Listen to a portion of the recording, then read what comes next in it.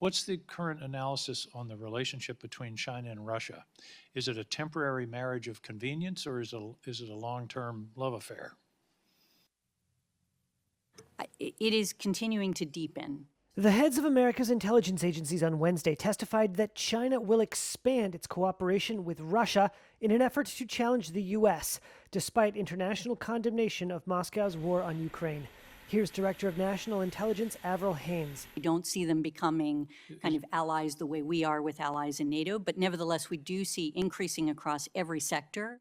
Wednesday's hearing focused on worldwide threats and centered on the Chinese Communist Party, or CCP. In brief, the CCP represents both the leading and most consequential threat to U.S. national security and leadership globally, and its intelligence-specific ambitions and capabilities make it, for us, our most serious and consequential intelligence rival.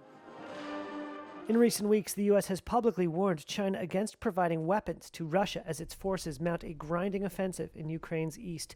Beijing has denied considering sending lethal aid to Moscow. DNI Haines told the Senate Intelligence Committee that U.S. spy services were watching closely for signs China might be directly, but not publicly, supporting Russia. We do see them providing assistance to Russia in the context of the conflict, and we see them in a situation in which they become increasingly uncomfortable about the level of assistance and not looking to do it as publicly as might otherwise occur. Haines said Chinese President Xi Jinping views the U.S. as an adversary in achieving his regional objectives.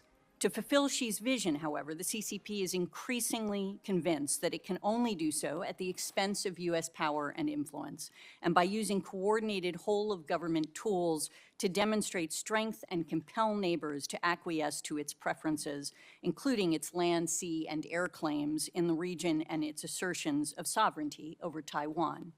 Xi blamed the West for China's economic difficulties in a speech on Monday, in which he accused the United States of leading an international effort to contain China.